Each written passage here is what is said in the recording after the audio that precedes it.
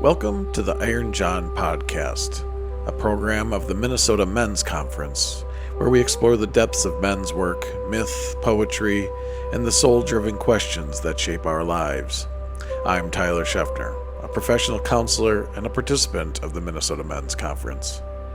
It's my great honor and privilege to be in conversation with Francis Weller, a psychotherapist, author, and respected elder in the work of grief and the journey of the soul.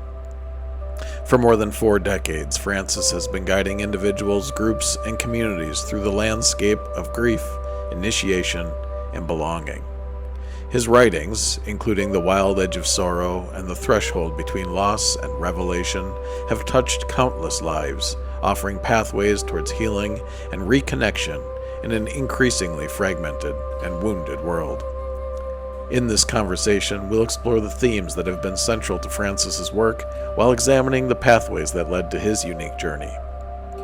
Francis will be one of the distinguished teachers at this fall's men's conference, Men Who Stand Atop the Old Mound of Miracles, which is taking place October 7th through the 12th at Camp Miller in Minnesota. We hope you'll join us. And now, my conversation with Francis Weller.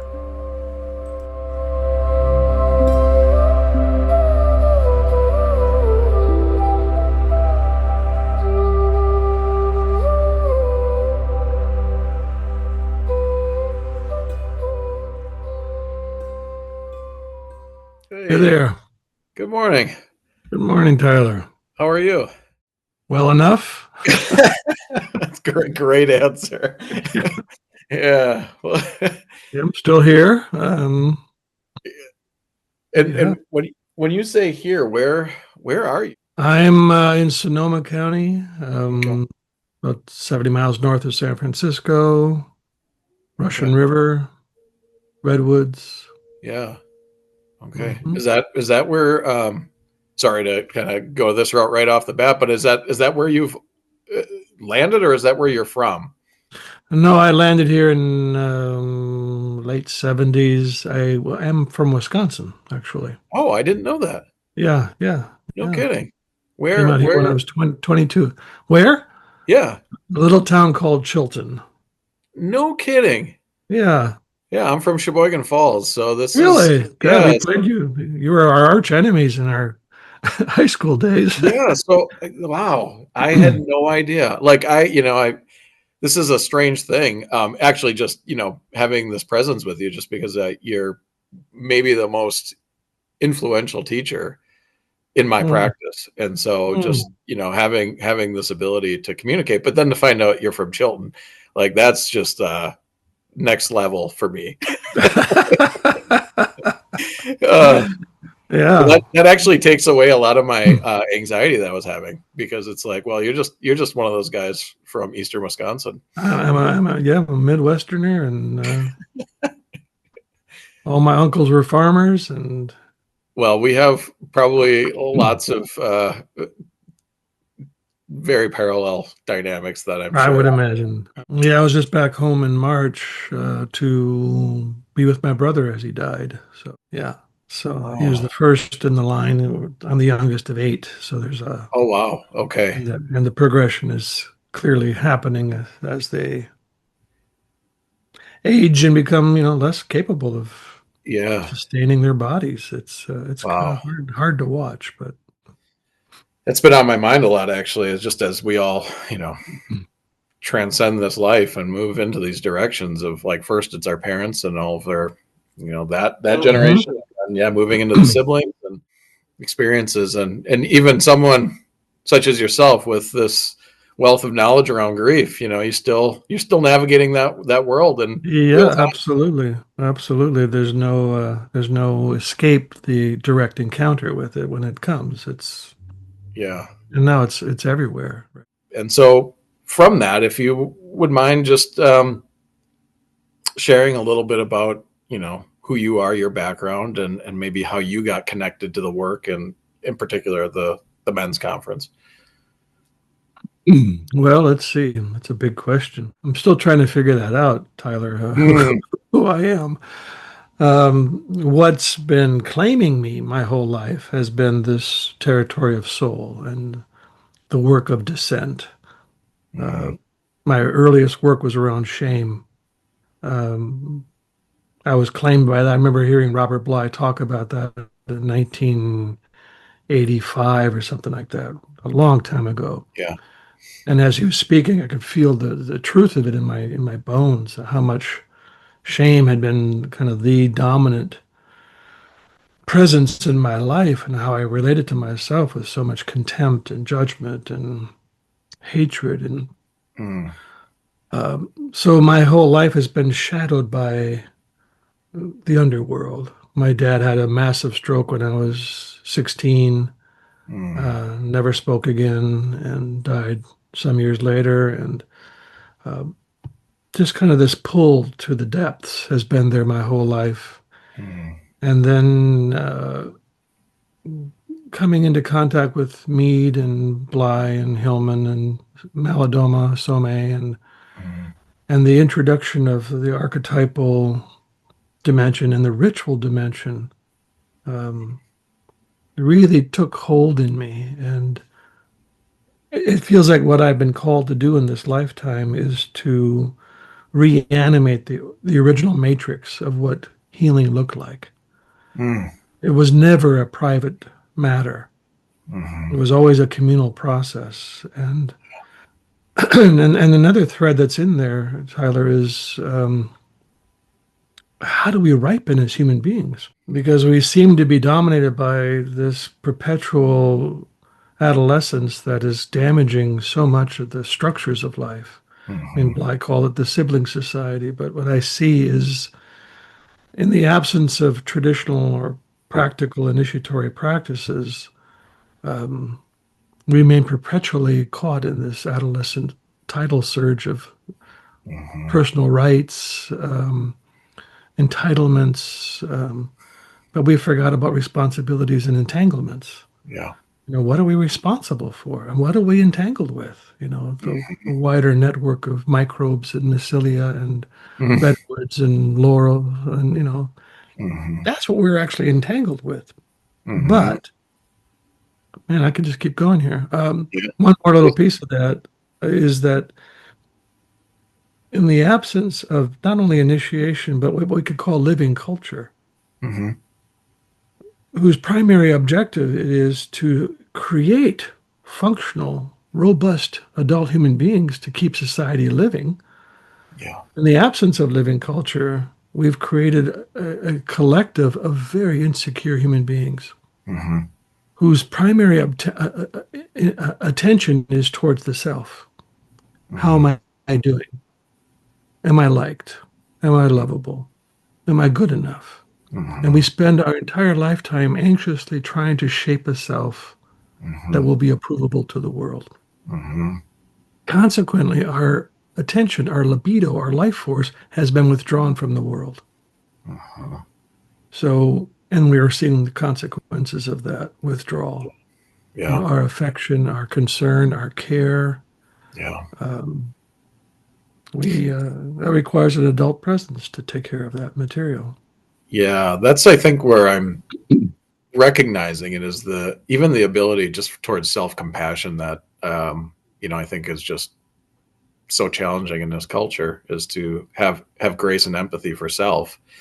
And if you can't start there, how do you broaden that to other? And how do you broaden that to the ecosystem and the world around us if we can't reconcile these wounds internally? And you had talked about shame and how that was kind of the Mm-hmm. thing that brought you into it. And I think that really resonates with me, because that, I think, is what brought me probably into this work myself, was this way of being taught to be in relationship with myself was really rooted in shame.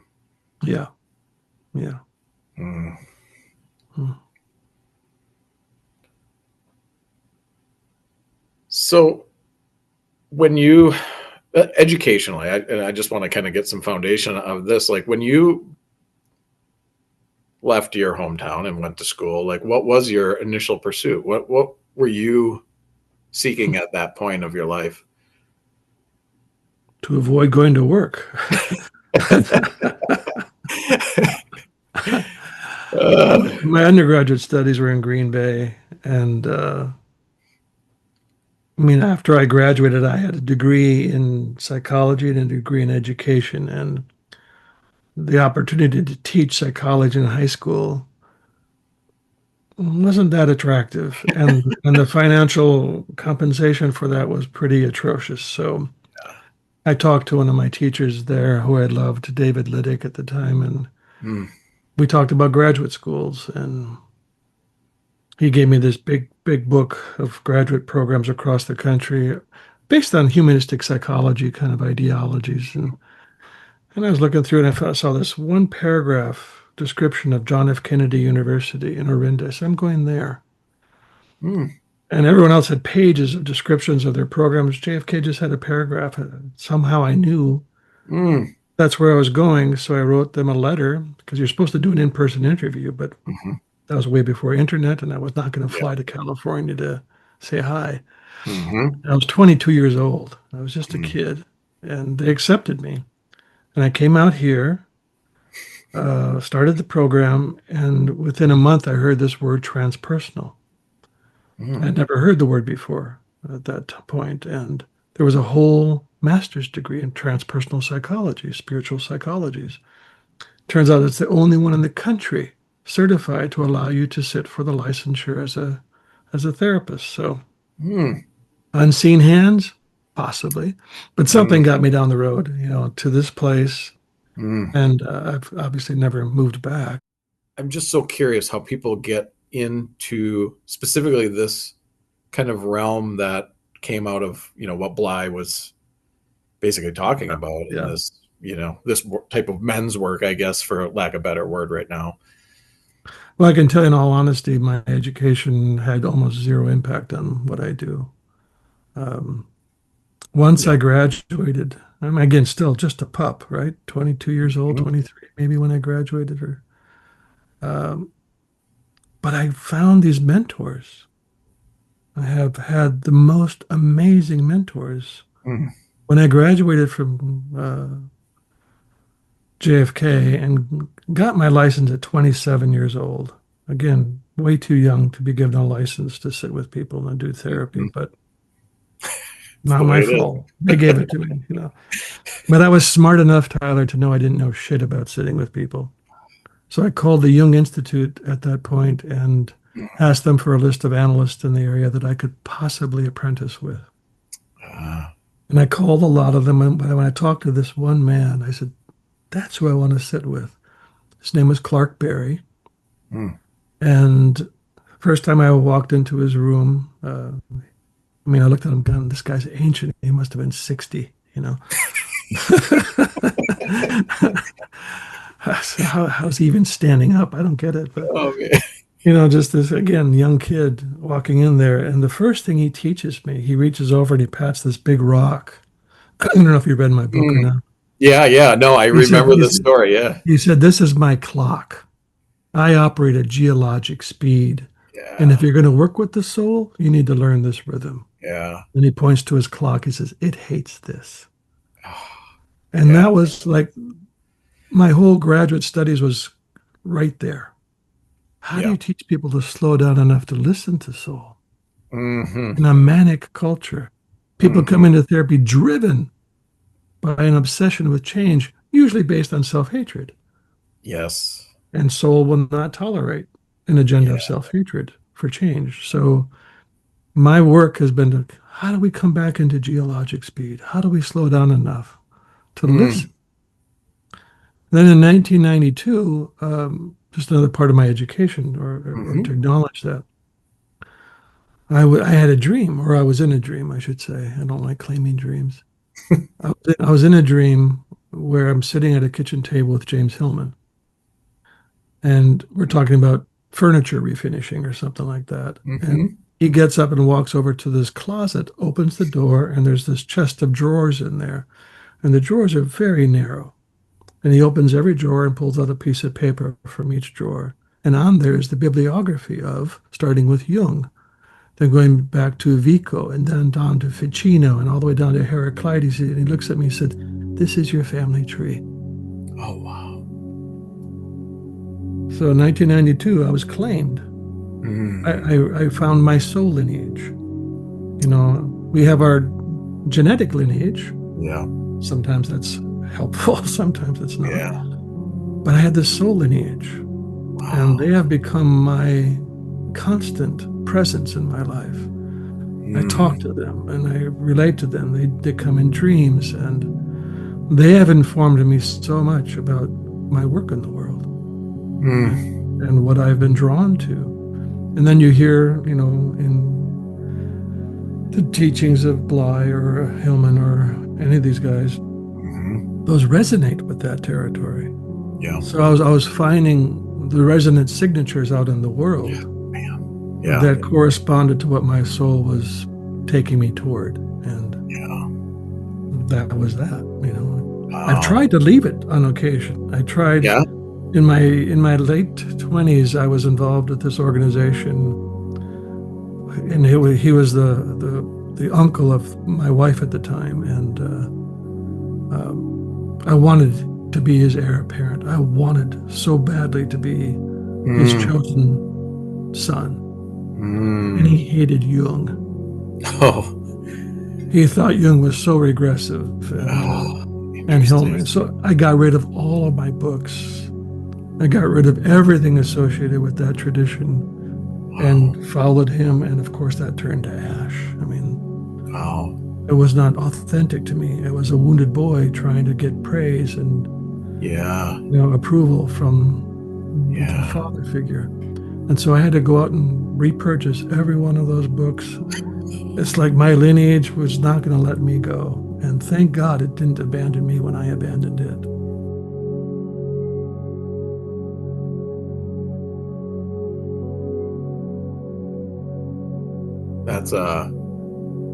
That's really powerful. I mean, I as you were saying, speaking to that, I was thinking about your conversation with Anderson Cooper, and in that, I think you spoke to that part of yourself which was always seeking that approval, right? These stages of life we all go through, and I'm just encountering that so much with the men I'm working with, or just anybody I'm working with, is not maybe trusting their lineage of where they're coming from and trying to like grasp something to find meaning, but it goes back to that pace though too, of like slowing down enough to actually know how it feels in our body. Does this feel right? And trusting that. Yeah. And it also goes back to just how incredibly isolated men have been trained to be. I mean, to trust no one, to confide in no one, to protect your image above all else. And the loneliness I'm sure you encounter with men is a staggering thing. It's profound. I mean, thank goodness for Minnesota Men's Conference and the men's movement in large. That it's begun to have us question some of the conditionings that we go through that teach us from birth that we are on our own. And that's, to have, what was the first commandment of the men's 10 commandments? Have no other egos before thee. I think that was the first commandment, Interesting. And we're not taught relationality. We're not taught intimacy. We're not taught vulnerability. We're not taught about being able to come into contact with others through the sensitive territories of our own wounds. Much less, the delight and pleasure of being with other men in singing and play and laughter and music and ritual and. It's a really sweet space when you break through those thresholds, right? I mean, it just opens you up to. I mean, I can just from my own experience, and I grew up. I mean, well, you know the environment, the lay of the land of Eastern Wisconsin. It's just a very stoic kind of pragmatic experience, and the resistance I felt my first time showing up in those spaces, in particular the Minnesota Men's Conference, was, I'll be honest, it overwhelmed my system in a way that I didn't know what to do with. but yet there was obviously a deep desire for it that I didn't understand. Yeah, Jung had this phrase once. He said that the core of our troubles lies in the abandonment, basically, of our instincts, what he called the age-old, unforgotten wisdom at the core of the psyche. So when you walked into that space, it may have felt strange, but at the same time, familiar. Yes. Right? So what is that part of us, right? The archaic psyche. Yeah. The original cells of soul remember that frequency. They remember that cadence. They remember that feeling of being with others in that kind of space. That's what I'm relying upon right now. Yeah.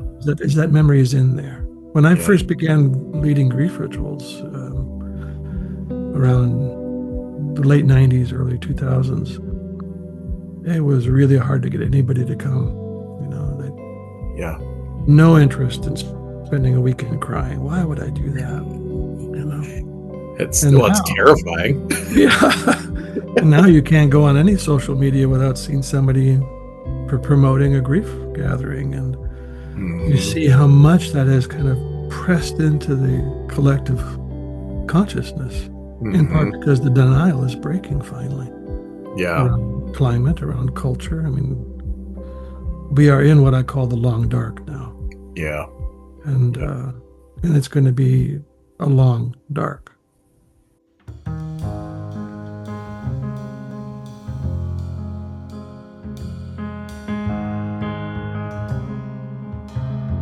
Is necessary.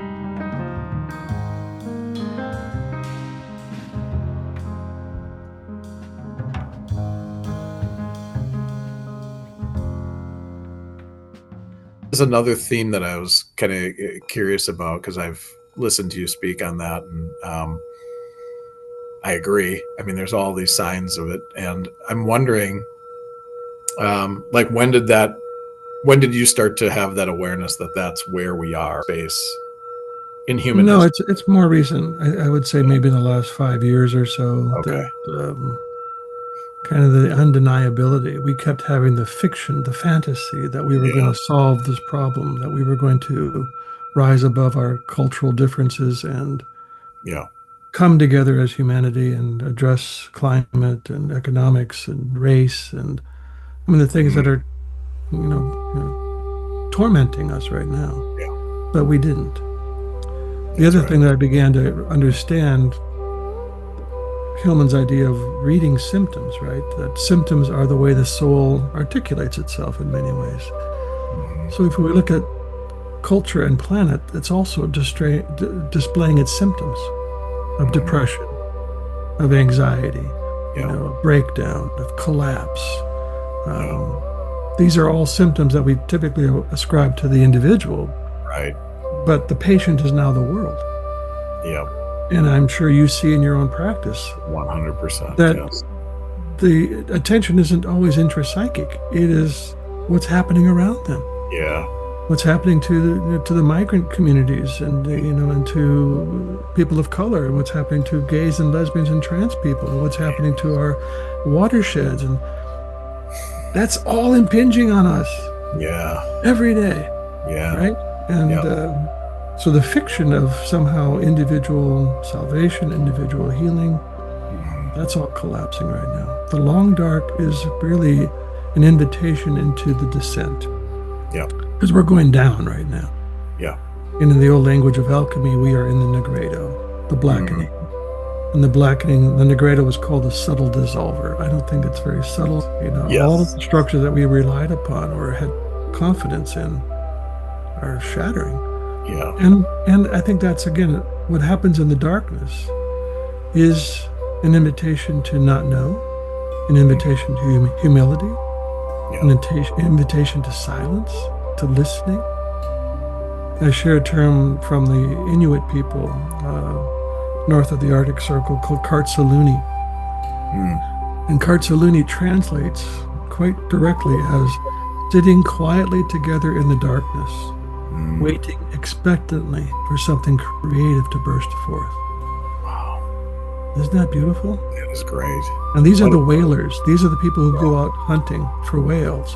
They cannot go hunting until one of the whales gifts them with a song that says, "You have our permission to take one of us because your people need us to survive." Mhm. But you have to sit patiently in the darkness, Mhm. waiting. But I like the word expectantly, that there's something Mhm. there Mhm. that will speak through, that will come through. And I think collectively, that's where we are right now. We're not Yeah. going to think our way through this crisis. Right. But we might imagine our way through it. Yes. We might be given the images. We might be given the songs. We might be given the rituals Yeah. that help return us to a living relationship to this dreaming Yeah. world. That's my hope anyhow. I mean, that's been my sense lately is that, there's these ideas of the collective, and I think the collective nervous system is what I've been like recognizing is like there's a frenetic energy in the world that's just buzzing and people feel it. And that's one of the things that I'm, in my own practice, kind of people are speaking to that without totally knowing where that's coming from or what's happening. And it's really unsettling. And I think when we start talking about this descent process of like we need to go down, because in our culture, I don't know about you, but like I was always ascension based, like look up for the answers, right? And finding that just didn't get to the feeling. It needed to go in this other direction, but I was taught don't go there.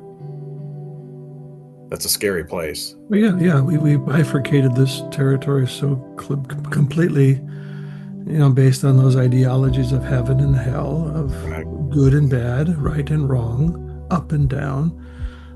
Light and dark is a particularly pernicious one. Yeah. That anything with darkness in it is bad. Yeah. And to be avoided and conquered. So that's why I'm also appreciating the idea of the long dark, is it's an invitation to remember the holiness that dwells in the darkness. Yeah. Rilke had this piece from one of his poems that Bly translated, and part of it goes, and yet, no matter how deeply I go down into myself, my God is dark, and like a webbing made of 100 roots that drink in silence.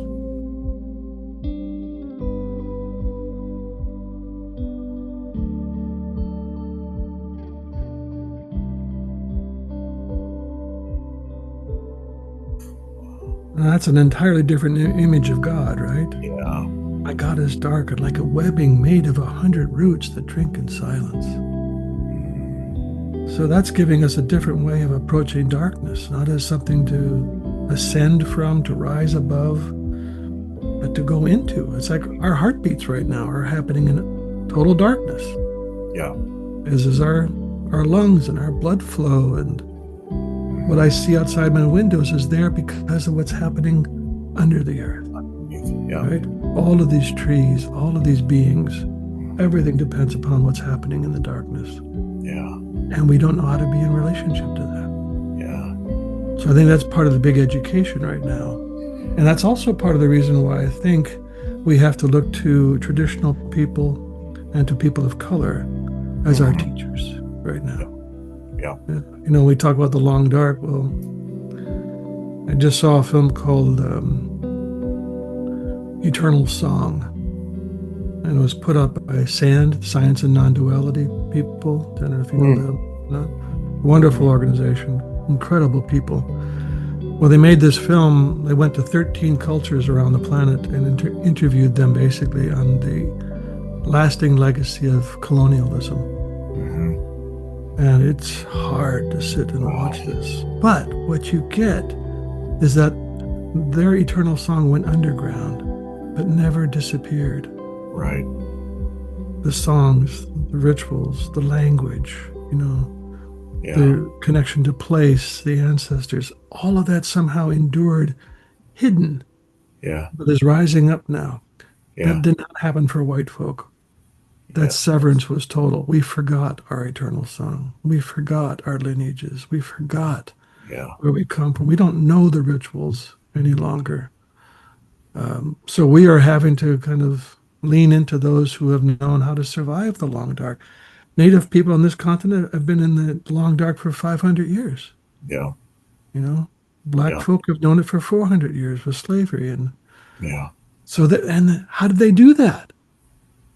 How did they make it through? That's what I want to understand, because I think that's the Yeah. education we're going to need right now in order to possibly make it through the long dark. Yeah, that's it. That's interesting because I've been really thinking about that myself too. Like, what was it? What is it about that type of resilience, and to retain it, and to be part of our punitive response was to punish them Oh, absolutely. for not assimilating like we did.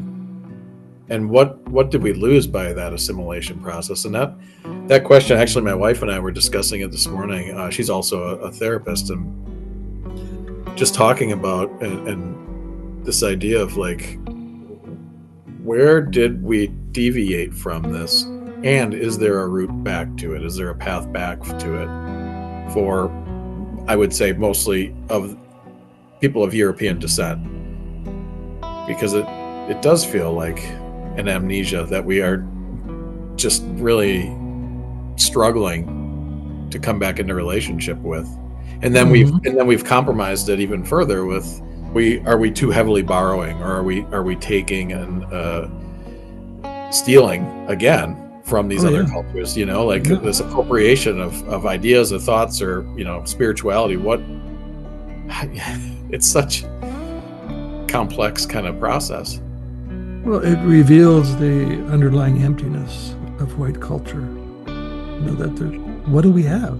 We have economics, Right. but we don't have social value. We don't have ritual. We don't have, those things that traditionally would bring a people together. I think what happened for indigenous cultures here and for black slave was that they didn't buy into individualism as their dominant ideology. Yeah. They kept communal mind to some degree, even in the midst of hell. They were still aware of them as part of a culture, part of a tradition, part of a place. We got displaced and decultured and slapped with this idea of individualism as the top, as the most important thing. It's a wonderful teacher from British Columbia, from the Okanagan people, called Jeanette Armstrong. And Jeanette was talking about how in their culture, they're shaped like this, that communities first, family second, and the individuals last. And their word for belonging translates as our one skin. And imagine knowing that in your bones, that you were intricately connected to not only the other humans in that place, but also all the animal beings and the birds and the stones and the rivers, and that you were a part of that, where we feel apart from it. Yeah. We feel separated. And she said that, you've inverted that almost completely in white culture, individual first, family second. And you use the word community a lot, but it's empty. It's rhetoric. It's thin, it's anemic.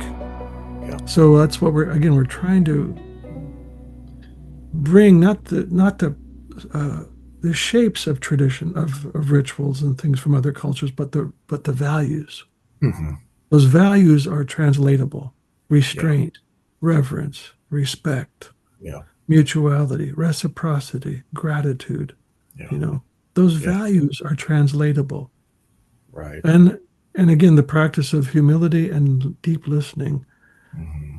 I have really tried to hear and listen to what is emerging from the dreaming earth.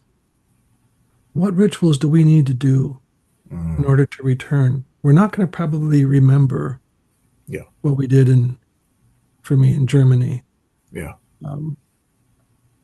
But I am feeling the living earth here as a dreaming body. And we are being given rituals. We've done some beautiful rituals. They've become part of the ritual cycle of our community, The grief work, the gratitude work, the renewing the world ritual, the reclaiming rituals. they are beautiful Yeah. and they are reparative. Yeah. How in because you're trained as a therapist, as a marriage and family therapist. Is that your Yeah. when when I'm trying to articulate this appropriately, but like how did you blend? Because this is not how most people are trained in mental health at No. all. Like you were saying about your education, like I 100% agree. Like my education came from working with people who have suffered. Yeah. That's where it came from. And Yeah. so, but the blending of those two things, and I'm curious how, when you did work individually or with groups, how did that look, or how did you incorporate? So, because some people would say like, well, this is very shamanic, or it has those elements of an indigenous ritual process. What do you, yeah, what are your I thoughts on think this, I think it's so ordinary that? to Yeah, do what we do. It's like we just did a training for, I don't know, 700 plus people on leading grief rituals. And one of the questions was, do we have to be a therapist? Can we swear on this program? absolutely. Okay, so Yes. I said, if we're waiting for a therapist to show up to do this, we're fucking screwed. You know, Yes. uh, Yeah. I said, what's more ordinary than learning how to sit with other people Yeah. in their sorrow? Yeah. How do we make this somewhat occultish? How do we make this specialized? How do we Mm. sitting with people in grief? Yeah. That should be the most common thing we do. So when I'm sitting with people in my practice, or when I did sit with people, um, I really appreciated the courage to walk in the door. Yeah. Because that already was an act of, hopefully, of self-compassion, not just self-hatred, getting you in the door. Mhm. But when you sit with them for a moment, you begin to understand that. And I tell almost everybody, not everybody, many people, that this is a good place to learn how to tolerate contact Mm. with your own grief, with Mhm. your own shame, and with me. Mhm. So, but ultimately, you're going to need a larger holding space for your psyche to feel that what's needed for healing will be offered. And Mm. that's ritual ground.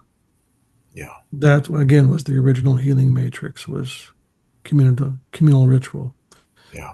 You probably know Rick Hansen, I the don't think I do. neuropsychologist. He wrote Buddha's Brain and Resilience, and he teaches a lot out here on the role of meditation, mindfulness practices, on working with trauma and all those different difficult states. And Mhm. I've done a number of continuing education classes with him because I like Rick. He's a good teacher. Mhm. But as I'm sitting in one of his classes, I realize, well, these are all wonderful, again, individually focused practices, Yeah. and wonderful. Thank you. Bless them all. We need them. But I Mhm. said to myself, but the original matrix was community. Yeah. When there was a trauma, you didn't go see a therapist. Right. The village showed up Yeah. to tend to the trauma. And I tell the story in The Wild Edge of Sorrow about this young woman I met when I was visiting Maldodoma's village in West Africa, and she had this burn scar across her face. Mhm. And I noticed her because she was probably one of the most joyful persons I've ever met. Mm. She was Mm. just brilliant. She was just so Mm. full of life. Mhm. And just out of curiosity, I asked Malodoma what had happened to her. And Mhm. he said, oh, it was terrible. Her mother, in a fit of rage, threw boiling water on her. And I said, well, what happened then? Well, the whole village got around her and said, this had nothing to do with you. Mm. You are beautiful. Mm. You are ours. You are loved. Mm. You belong. And in that moment, I understood her wound stayed superficial, Mm. skin deep, Mhm. but it didn't penetrate to her soul and become a commentary for the rest of her life of what's wrong with me. Yeah. Why did I deserve that? Was I not good enough? Was I Mm. unlovable? Was I not Yeah. what they wanted? Yeah. How many of us had traumatic moments, Yeah. but they become traumatizing because of the lack of witnessing, Yeah. the lack of containment? So Yeah. the village became the medium in that moment for her to titrate trauma into grief. Yeah. You get what I'm saying? Yeah, Could have absolutely. been, it could have been traumatic, but Yeah. they were able to, level it down to just, that was really sad. That Yeah. was really sad that happened. But it didn't, again, become a lasting marker on her sense of identity. And Yeah. most of us had to face those things in isolation with no Yeah. mediating impact of community. Yeah. That's, and I think, oh man, that just opens up so much around how this culture just, because we lack a mechanism like that, how that unprocessed grieving then becomes intergenerationally passed on. And so like, I was, after I wanted to bring this up because I was gifted your book by my brother-in-law because we had so many conversations about it. And when I first started reading it, one, I had to take a lot of breaks because it overwhelmed my system. And I also I've had this internal sense I wasn't ready for it. Like I just wasn't at a place where I could actually kind of absorb what the information was. And then recently, I started doing more group facilitation around grief and loss. And so I went back and I was reading it. And the thing that I really noticed was the pace and the slowing down. And then in that process, bringing up like my own kind of experiences and relationships with grieving, mostly unprocessed, and never really connecting the dots of like, oh, this is a much older story. This came from my mother, my father, my Right, grandparents, right, my great right. grandparents, and how then that informs how our culture interacts with this thing. And once you kind of uncap that, you can't put the cap back on because you start to see it everywhere. And for me, that was just I took so much from that because it actually shaped how I approach that group because it's working with Mhm. elders who are now at Mhm. this stage of life. And for many of them, they've, to your point, have been holding this as if it was theirs because the community did not Right, express it right, that way. right. And, I think coming back to why this space of these intentional gatherings that, the MMC has been doing is that was the connection that my soul felt when I got into that, even though I was terrified. Right, It was that like, oh, I can right. be held and be held by other men in that way. Shocking. It's shocking. it it really, really blew my system apart Good. because it's against and as I think about that, one of the conversations we as a community of men have been having is recognizing the symptoms and the signs in this younger generation of men. And how do we cultivate or make ourselves available when there's so much resistance and distrust? Thoughts on thoughts on that? Well, I think the most important thing as we age, well, at any time, but as we age in particular, is to take up this apprenticeship with sorrow. To learn how to walk with this as a consistent companion. There's not a day that goes by that we don't touch sorrow in some way. Whether that's seeing, roadkill on the road as we drive around towns, or hear about whatever atrocities happening in Gaza, or there's no shortage that's going to touch us in the heart. But if we're forced to face that alone, the heart will shut down. And consequently, we can't face the young ones. We're not able to digest our own grief, our own fear, our own uncertainties, So the apprenticeship is really an invitation to cultivate a relationship with sorrow, to come into right relationship with sorrow, to migrate sorrow's energies from typically kind of a childish state into an adult state.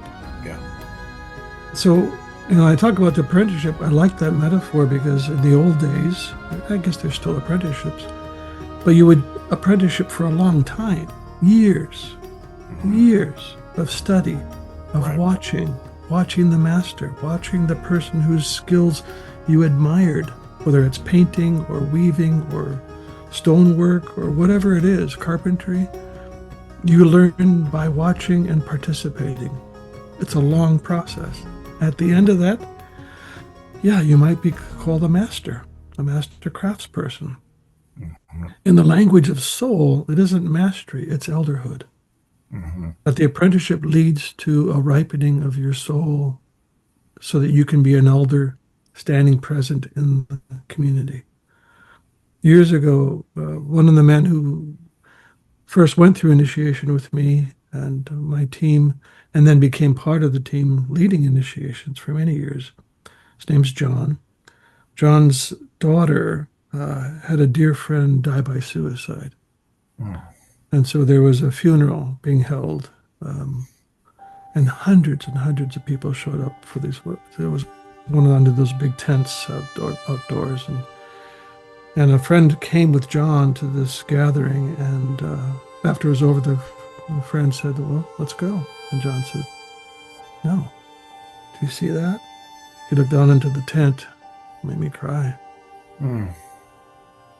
There was a huddle of broken-hearted teenage children, young adults, boys, girls, all of them. And John said, "My place is right here. I'm not moving until they're done."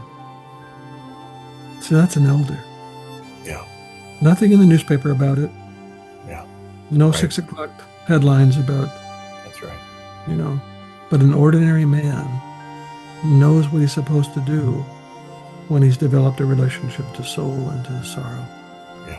He knows his place, and he knows how to show up for the young ones in trouble. And that's what I'm seeing happening. We're getting a lot more of the young ones coming to our grief gatherings. And what they're wanting to see is adults who are able to grieve, Yeah. who care. Yeah. Because if the heart shuts down, all we see is ambivalence. All we see is self-interest. Yeah. But we don't see communal mindedness. We don't see what Wendell Berry says, it all turns on affection. If our hearts are shut, our affection is unavailable for the world. Yeah. So I think one of the things that we need to do is to become fluent in the languages and traditions of sorrow. Because then when we see it in the face of the young ones who can't avoid it, right? I mean, it's in their face every day. Yeah. Right. This collapse is right there around them constantly. Yeah. We can't look them in the eyes and say, "I see you, and I see, and I know what you're carrying." Yeah. What good are we? Yeah. Yeah. So yeah, I have some feelings about that.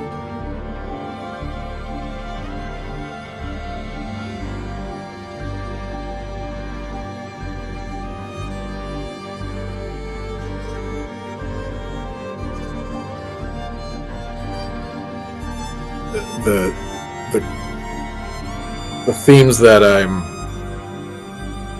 coming up against is rooted in that, and my background is working with youth and showing up and trying to hold that space, and I think there's so much discussion around how we show up for kids, but if it's not coming from that place of recognizing the depths of the sorrow, which it often isn't. It's really aimed towards their ambitions of what they could accomplish or their goals in life, not really holding the weight of those feelings. And yeah, I don't have any good answers. I appreciate your insight on that, because it's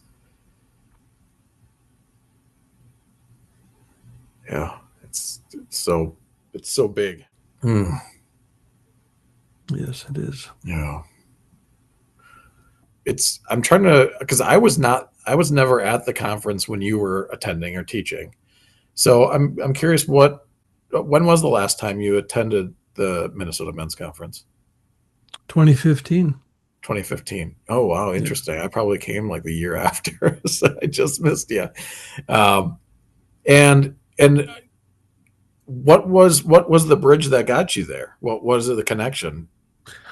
It was serendipity. I mean, David Abram was scheduled to teach and came down with Lyme disease No kidding. and couldn't attend the conference. And Doug Von Koss, who's Okay.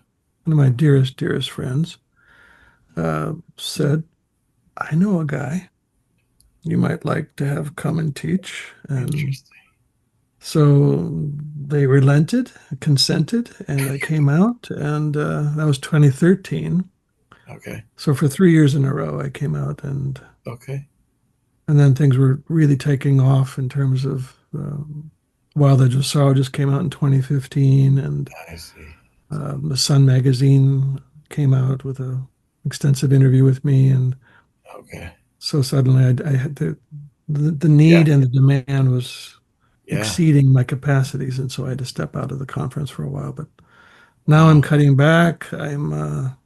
Walton called me up and said he'd love for me Mhm. to come back, and Yeah. I said that would be a wonderful, That's wonderful so great. reunion. Yeah. That's so great. And I joined the board about a year and a half ago, I guess. And when we were thinking about these conferences, you were at, like, I actually kind of was like, I'm afraid to even ask, like, is Francis even a possibility? Because you are really my draw to a lot of this work. Mm, And so, sometimes when we're in this field for too long, or just the way our culture is, sometimes we're not always present with the impact. And I just want to say, uh, your work has shaped me as a human mm, in thank you. absolutely profound ways. Not only as a citizen, but as a father, as a son, as a brother, and a member of a community. Just yeah, I can't wait to actually meet you in person so I can express that, because it's Mm. life changing, and you had a lot to do with that. Wow, that's very touching. Thank you, Tyler. Yeah, yeah. We don't have to rely upon perfection to bring medicine to the world, No, I think that's So, often the biggest barrier, right? Is making that the condition that we're expecting, and having mhm. grace for it. Yeah. Well, it's been a total honor to share this time with you, and Been a great pleasure. I loved your yeah, questions. I love the dialogue. Right up my alley. Some good vital threads. So yeah, well done. yeah. Again, I immensely grateful, and wish you the best, and congratulations on the retirement. Yeah, thank you. Yeah, It's a strange word because it just means a kind of a lateral move to a different form of right. service. So Yeah, yeah. yeah. There's no retirement in this type of work. I mean, it's soul. It's just driven by. I say it's persistent and insistent. It doesn't stop demanding. So Yeah. All yeah. right. All right, Well, I'll see you soon. thank you much. We'll see you. Yeah, we'll see you in a couple months. Yep. All right. Take care. Bye bye. Goodbye.